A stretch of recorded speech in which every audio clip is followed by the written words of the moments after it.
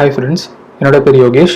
இன்றைக்கி நம்ம பார்க்க போகிற டாபிக் பார்த்தீங்கன்னா மாடர்ன் இந்தியன் ஹிஸ்ட்ரியில் 5th chapter expansion and consolidation of British power in இந்தியாவில் பார்ட் 6.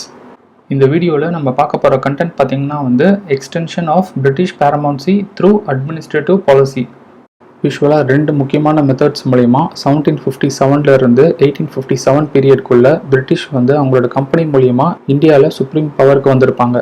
ஒன்று வார் மூலிமா கான்குயர் பண்ணுறது, ரெண்டாவது டிப்ளமேட்டிக் அப்புறம் அட்மினிஸ்ட்ரேட்டிவ் மெக்கானிசம் மூலிமா கான்குயர் பண்ணுறது. வார் மூலிமா மேஜர் இந்தியன் பவர்ஸான பெங்கால், மைசூர், மராத்தாஸ், சீக்ஸை தோக்கடிச்சிருப்பாங்க. மற்ற இந்தியன் பவர்ஸை டிப்ளமேட்டிக் அட்மினிஸ்ட்ரேட்டிவ் பாலிசிஸ் மூலிமா கைப்பற்றியிருப்பாங்க. லைக் வாரன் ஹாஸ்டிங்கோட ரிங் ஃபென்ஸ் பாலிசி மூலிமா, ரெண்டாவது வெல்லஸ்லியோட சப்சிடரி அலையன்ஸ் மூலிமா, மூணாவது டல்லோசியோட டாக்ட்ரைன் ஆஃப் லேப்ஸ் மூலிமா. இந்த 3 அட்மினிஸ்ட்ரேட்டிவ் பாலிசிஸ் பற்றி தான் இந்த சாப்டரில் பார்க்க போகிறோம். ஃபர்ஸ்ட் பார்த்தீங்கன்னா the policy of ring fence.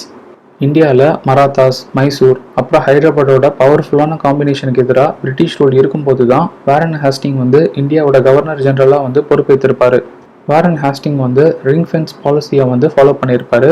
இது மூலிமா இங்கிலீஷ் அவங்களுடைய கம்பெனி டெரிட்டரியை பாதுகாக்கிறதுக்கு அவங்களோட கூட்டணியில் இருக்கிற நாடுகளோட எல்லையை பாதுகாக்கிறதா சொல்லியிருப்பாங்க. இந்த பாலிசியை வாரன் ஹாஸ்டிங் மராத்தாஸ், மைசூருக்கு அகேன்ஸ்டாக நடந்த வாரில் பயன்படுத்தியிருப்பாரு. அந்த டைமில் கம்பெனி டெரிட்டரிக்கு ஆப்கான் இன்வேடர்ஸ் அப்புறம் மராத்தாஸால் பெரிய ஆபத்து இருந்திருக்கும். அதிலிருந்து காப்பாற்றிக்கிறதுக்கு ரிங் ஃபென்ஸ் பாலிசி மூலிமா கம்பெனி ஆவாதுக்கு பாதுகாப்பு கொடுக்கறதாவும் அதுக்கான செலவுகளை ஆவாத் நவாப் தான் பார்த்துக்கணும்னு சொல்லியிருப்பாங்க. அப்போலேருந்து எந்த ஸ்டேட்லாம் ரிங் ஃபென்ஸ் பாலிசி கீழே வருதோ அவங்களுக்கு வெளியே இருந்து யாரும் அவங்களை ஆக்கிரமிக்காமல் இருக்கிறதுக்கு இங்கிலீஷ் கம்பெனி அவங்களுக்கு மிலிட்ரி அசிஸ்டன்ஸ் கொடுக்கறதா சொல்லியிருப்பாங்க. ஆனால் அதுக்கான செலவை அந்த ஸ்டேட்டோட ரூலர் தான் பே பண்ணணும். அடுத்தது பார்த்தீங்கன்னா சப்சிடரி அலையன்ஸ். 1798 1805 வரைக்கும் லார்ட் வெல்லஸ்லி தான் இந்தியாவோட கவர்னர் ஜெனரலாக இருந்திருப்பாரு. இவர் தான் சப்சிடரி அலையன்ஸ் சிஸ்டமை யூஸ் பண்ணியிருப்பாரு. இந்த சிஸ்டம் படி இந்தியன் ஸ்டேட்டோட ரூலர் அவங்க டெரிட்டரியில் பிரிட்டிஷ் ஃபோர்ஸ் பர்மனெண்ட்டாக ஸ்டேஷன் அமைச்சுக்கிட்டு அதுக்கு சப்சிடியும் கம்பெனிக்கு பே பண்ண சொல்லி கம்பல் பண்ணுவாங்க. அப்புறம் இந்த இந்தியன் ரூலரோட கோர்ட்டில் பிரிட்டிஷ் ரெசிடென்ட் இருக்கிறதுக்கும் ஒத்துக்கணும். இங்கிலீஷ் கம்பெனியை கன்சல்ட் பண்ணாமல் வேற எந்த யூரோப்பியனையும் வேலைக்கு சேர்க்கக்கூடாதுன்னு சொல்லியிருப்பாங்க. அதே மாதிரி கவர்னர் ஜெனரலோட கன்சல்ட் பண்ணாமல் வேற எந்த இந்தியன் ரூலர் கூடயும் வார்க்கோ நெகோசியேஷனுக்கோ போகக்கூடாதுன்னு சொல்லியிருப்பாங்க. இதுக்கெல்லாம் கைமாறா பிரிட்டிஷ் அந்த சப்சிடரி அலையன்ஸ் சிஸ்டமுக்கு ஒத்துக்கிட்ட இந்தியன் ரூலரை அவரோட எனிமீஸ் கிட்ட இருந்து பாதுகாக்கிறதா சொல்லியிருப்பாங்க. வெல்லஸ்லியோட இந்த சப்சிடரி அலையன்ஸ் சிஸ்டமோட முக்கியமான அப்ஜெக்டிவ் என்னன்னா இந்தியாவில் பிரெஞ்சோட இன்ஃப்ளூயன்ஸ் எக்ஸ்பேண்ட் ஆகாமல் தடுக்கிறது தான்.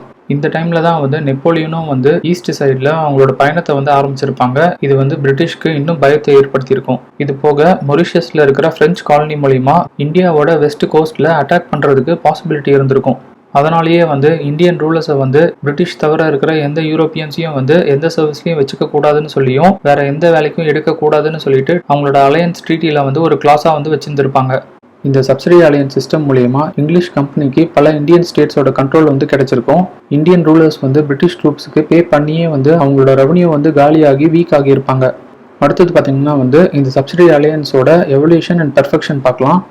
முதல்ல டியூப்ளெக்ஸ் தான் யூரோப்பியன் ட்ரூப்ஸ் இந்தியன் ரூலர்ஸ்க்காக அவங்களோட வாரில் சண்டை போடுவாங்கன்னு சொல்லியிருப்பாரு. அப்புறம் ராபர்ட் கிளைவ்ல இருந்து ஆரம்பிச்சு மற்ற கவர்னர் ஜெனரல்ஸும் இந்த சிஸ்டமை ஃபாலோ பண்ணியிருப்பாங்க. இந்த சப்சிடரி அலையன்ஸ் சிஸ்டம்ன்ற ப்ரொடெக்ஷன் ட்ராப்ல மாட்டின முதல் இந்தியன் ஸ்டேட் ஆவாது. இவங்க 1765 கம்பெனியோட ட்ரீட்டியில் சைன் பண்ணியிருப்பாங்க.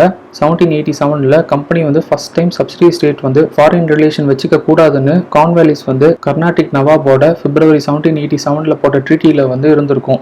வெல்லஸ்லி இந்த சிஸ்டமை ஜெனரல் ரூலாக மாற்றி ஒருவேளை சப்சிடரி ஸ்டேட்டால் பிரிட்டிஷ் ட்ரூப்ஸோட மெயின்டெனன்ஸ்க்கு பே பண்ண முடியலன்னா அவங்க டெரிட்டரியை சரண்டர் பண்ணணும்னு சொல்லியிருப்பாரு. அடுத்ததாக சப்சிடரி அலையன்ஸோட எவல்யூஷனில் இருக்கிற 4 ஸ்டேஜஸ் பற்றி பார்க்கலாம். ஃபர்ஸ்ட் ஸ்டேஜில் இந்தியன் ஸ்டேட்ஸோட வாரில் ஃபைட் பண்ணுறதுக்கு ஃப்ரெண்ட்லியாக பிரிட்டிஷ் அவங்களோட ட்ரூப்ஸை கொடுத்து ஹெல்ப் பண்ணுவாங்க. ரெண்டாவது ஸ்டேஜில் ஒரு பொதுவான காரணத்தை உருவாக்கி அந்த இந்தியன் ஸ்டேட்டோட ஃப்ரெண்ட்லியாக மூவ் பண்ணி அவங்களோட டெரிட்டரி அப்புறம் சோல்ஜர்ஸ் பற்றிலாம் தெரிஞ்சுப்பாங்க.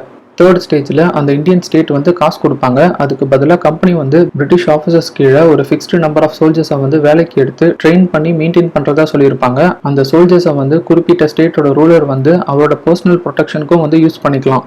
ஃபோர்த் ஸ்டேஜில் கம்பெனி ப்ரொடெக்ஷன் ஃபீஸை ரொம்ப அதிகமாக ஃபிக்ஸ் பண்ணுவாங்க.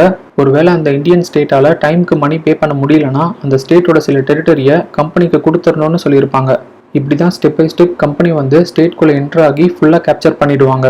அடுத்தது பார்த்தீங்கன்னா வந்து சப்சிடி அலையன்ஸ் சிஸ்டமுக்கு ஒத்துக்கிட்ட இந்தியன் பிரின்சஸ் யாரெல்லாம்னா வந்து ஹைதராபாத் நிசாம், மைசூர், தஞ்சாவூர் ரூலர், ஆவாதோட நவாப், பேஷ்வா, போன்சேல் ராஜா ஆஃப் பெரார், சிந்தியா, ஜோத்பூர், ஜெய்ப்பூர், மச்சேரி, புந்தி, அப்புறம் பரத்பூரோட ரூலர். அப்புறம் 1818 ஹோல்கார்ஸ் வந்து சப்சிடி அலையன்ஸ் சிஸ்டமுக்கு வந்து ஒத்துட்டு இருந்திருப்பாங்க. அடுத்தது பார்த்தீங்கன்னா வந்து டாக்ட்ரைன் ஆஃப் லேப்ஸ். சிம்பிளாக சொல்லணும்னா வந்து வளர்ப்பு மகனுக்கு அவரோட வளர்ப்பு அப்பாவோட தனிப்பட்ட சொத்துக்கு வாரிசாக இருக்கலாமே தவிர ஸ்டேட்டோட ரூலராக வந்து ஆக முடியாதுன்னு சொல்லியிருப்பாங்க. அந்த மாதிரி வளர்ப்பு மகனே வந்து ஆட்சி செய்யலாமா இல்லை வந்து பிரிட்டிஷ் இந்தியாவில் வந்து இணைக்கலாமான்ற டிசிஷனை வந்து சுப்ரீம் பவரில் இருந்த பிரிட்டிஷ் தான் வந்து முடிவு பண்ணுவாங்கன்னு சொல்லியிருப்பாங்க. இந்த டாக்டரைன் வந்து ஹிந்து லா அப்புறம் இந்தியன் கஸ்டமை பேஸ் பண்ணி சொல்லியிருக்கிறதா சொல்லியிருப்பாங்க. மகாராஜா ரஞ்சித் சிங்கும் வந்து இந்த பிரின்சிபலை பேஸ் பண்ணி சில டெரிட்டரியா வந்து கைப்பற்றியிருப்பாரு. 1820 கம்பெனியும் வந்து வாரிசு இல்லாத சில சிஸ் சட்லஜ் ஸ்டேட்ஸை வந்து கைப்பற்றியிருப்பாங்க. டல்லோசி வந்து இந்த பாலிசியை செயல்படுத்துறதுக்கு அதிகமான ஆர்வத்தை வந்து காட்டியிருப்பாரு. ஆனால் இந்த பாலிசி வந்து இவர்கிட்ட இருந்து தொடங்கல. இவர் கவர்னர் ஜெனரலாக இருக்கும்போது நிறைய இந்தியன் ரூலர்ஸ் வந்து வாரிசு இல்லாமல் இறந்துருப்பாங்க. முதல்ல 7 ஸ்டேட்ஸை வந்து டாக்டரைன் ஆஃப் லேப்ஸ் கீழே கைப்பற்றியிருப்பாரு. அதில் சில முக்கியமான ஸ்டேட்ஸ் என்னன்னா வந்து 1848 சட்டாரா, 1854 ஜான்சி, அப்புறம் நாக்பூர். அப்புறம் வேற சில சின்ன ஸ்டேட்ஸ் என்னலாம்னா வந்து பண்டல்கன்ல ஜெய்ப்பூர், ஒரிசால சாம்பல்பூர், மத்திய பிரதேஷ்ல பகத். ஃபைனலாக வந்து மிஸ்கவர்னன்ஸ்க்காக டல்லோசி வந்து 1856 ஆவாதோட நவாபான வாஜித் அலி ஷாவை வந்து பதவி நீக்கம் செஞ்சு பிரிட்டிஷ் இந்தியாவோட இணைச்சிருப்பாரு. ஆக மொத்தத்தில் டல்லோசி வந்து கவர்னர் ஜெனரலாக இருந்த 8 வருஷத்துல 8 ஸ்டேட்ஸை வந்து கைப்பற்றியிருப்பாரு. டல்லோசியோட 8 வருஷ பதவி காலத்துல இந்தியன் டெரிட்டரியில 250,000 மைல்ஸை வந்து பிரிட்டிஷ் இந்தியாவோட வந்து இணைச்சிருப்பாரு. 1757 பிளாசில சிராஜுத்தௌலாவை ஜெயிச்சு ஆரம்பிச்ச பிரிட்டிஷ் பவர் எக்ஸ்பென்ஷன் ப்ராசஸ் வந்து டல்லோசியோட பதவி காலத்தோட இந்தியாவில் பிரிட்டிஷ் பவரோட எக்ஸ்பென்ஷன் ப்ராசஸ் வந்து கிட்டத்தட்ட கம்ப்ளீட் ஆகியிருக்கும். அவ்வளோதான் ஃப்ரெண்ட்ஸ், அடுத்த வீடியோவில் பார்ட் 7 பார்க்கலாம். தேங்க்யூ.